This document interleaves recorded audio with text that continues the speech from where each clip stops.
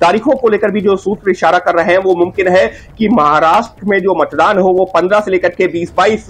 नवंबर के बीच में हो, और वहीं झारखंड में जो मतदान हो वो जो है दिसंबर तक चले, यानी कि नवंबर के आखिरी हफ्ते तक या दिसंबर के पहले हफ्ते तक मतदान हो। वहीं बात की जाए मतगणना की तो अभी तक सूत्र ये इशारा कर रहे हैं कि दिसंबर के पहले हफ्ते में, या मुमकिन है अगर पहले हफ्ते तक मतदान चलता है तो दूसरे हफ्ते की शुरुआत तक ये चुनाव की जो मतगणना है वो भी पूरी हो जाएगी। लेकिन इसके साथ ही में एक जानकारी और निकल के सामने आ रही है। हालांकि अभी तक जो ऑफिशियल प्रेस रिलीज है उसमें इस बात का जिक्र किया गया है कि सिर्फ महाराष्ट्र और झारखंड में चुनावों की तारीखों का ऐलान किया जा रहा है, लेकिन सूत्र इस बात की ओर भी इशारा कर रहे हैं कि मुमकिन है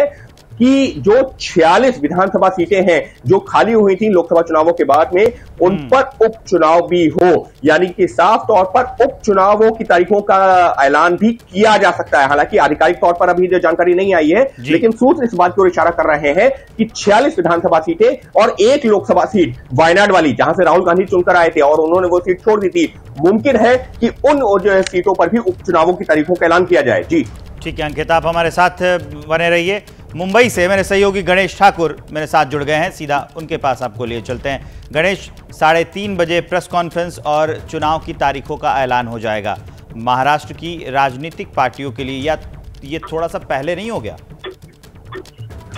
जी देखिए, अमूमन ये अंदेशा था ही और सभी को ये पता था, इसलिए सारे कैबिनेट के निर्णय लिए जा रहे थे और तैयारियां की जा रही थी, क्योंकि 26 नवंबर को महाराष्ट्र विधानसभा की अंतिम तारीख है और उसके बाद नई सरकार उनको बिठानी है, कैबिनेट से बिठानी है, तो 26 नवंबर के पहले होगा। और अमूमन 30 दिन का समय तो election commission code of conduct लगाकर तैयारियों के लिए और चुनाव प्रचार के लिए देती है। तो ये अंदेशा था कि 15-16 तारीख को लग जाएगा, उसी मुताबिक सारी हलचलें महाराष्ट्र में हो रही थी। और महाराष्ट्र एक बहुत अहम चुनाव है सभी पार्टियों के लिए। महाराष्ट्र देश की आर्थिक राजधानी है और महाराष्ट्र जिससे मुंबई जुड़ा हुआ है, यहाँ पर राज करने की कोशिश तमाम पार्टियां करती हैं। और पॉलिटिकली भी देखा जाए तो पिछले 5 सालों में जो उतार और चढ़ाव यहाँ की राजनीति में देखा है, जो पार्टियां तोड़ी गई, पार्टियां अलग हुई, नेतृत्व अलग हुआ, ये तमाम चीजें महाराष्ट्र की पॉलिटिक्स को बड़ा इंटरेस्टेड बनाता है और तमाम देश की जनता महाराष्ट्र की राजनीति को लेकर उत्सुक रहती है, उसमें उनका इन्वॉल्वमेंट रहता है। और यही वजह है कि इस बार पहली बार ऐसा हो रहा है कि जो पारंपरिक पार्टियां एक दूसरे के खिलाफ थी, लेफ्ट विंग राइट विंग, यानी शिवसेना और बीजेपी एक साथ रहती थी, कांग्रेस एनसीपी एक साथ रहती थी, लेकिन पार्टियां टूटी और अब कांग्रेस एनसीपी और शिवसेना एक साथ है, तो दूसरी तरफ शिवसेना भाजपा और एनसीपी एक साथ है। तो यहाँ के समीकरण बड़े इंटरेस्टिंग है, लड़ाई बड़ी तगड़ी होगी और इसी वजह से सभी की नजर महाराष्ट्र की पॉलिटिक्स पर है, यहाँ के चुनाव पर है। अमित शाह जब यहाँ पर आए थे पिछले दौरे में तो उन्होंने ये जरूर कहा था कि लोग मुझसे पूछते हैं कि महाराष्ट्र में क्या हो रहा है, हरियाणा में चुनाव है, झारखंड में चुनाव है, लेकिन लोगों को इंटरेस्ट महाराष्ट्र में है। और इसी वजह से महाराष्ट्र की राजनीति को देखते हुए महाराष्ट्र के चुनाव बेहद खास होने वाले हैं। इसका एक आर्थिक महत्व भी है, इस पर जो राज करेगा वो सीधे दिल्ली से टक्कर लेता है या दिल्ली में दबदबा महाराष्ट्र का रहता है। तो इसी वजह से आज चुनाव जब ऐलान होंगे उसके बाद से ही महाराष्ट्र में एक नया वातावरण और एक बिल्कुल गणेश, देखिए ना, फेस्टिव सीजन आ रहा है और लोकतंत्र का पर्व भी है ये। इस तरीके से दोनों चीजों को लेकर के किस तरीके की बैकग्राउंड से या फिर यूं कहे सूत्रों के हवाले से जानकारी आ रही है कि क्या रूपरेखा हो सकती है? जी देखिए, नवंबर के 15 या 16 तारीख को ही चुनाव होंगे और लगभग 20 के पहले ऐसा अंदाज लगाया जा रहा है या अंदेशा है कि वोट काउंट हो जाएगा, ताकि उसके बाद तुरंत ही नई सरकार बैठ जाए। 26 नवंबर को is last day of this assembly, तो इसी वजह से अमूमन 15-16 तारीख को वोटिंग होकर, क्योंकि फेस्टिव सीजन है और चुनाव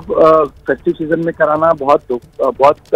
एक चिंता का विषय बनता है, क्योंकि बहुत रिस्की होता है, क्योंकि लोग बाहर जाते हैं। पिछले लोकसभा चुनाव को हम देखें तो सोमवार को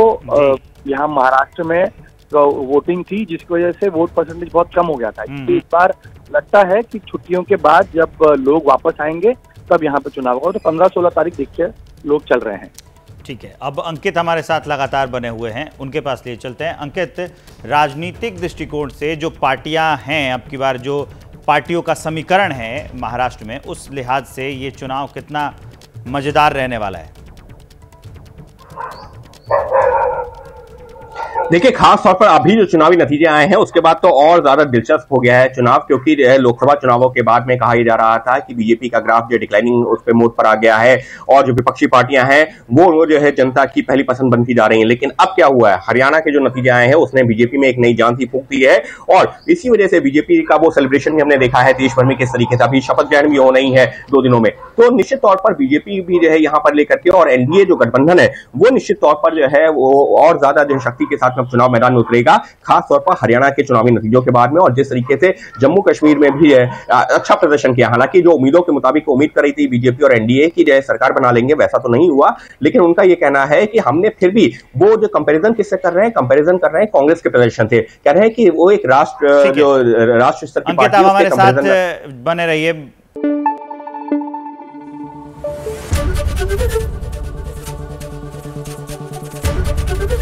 एबीपी न्यूज आपको रखे आगे।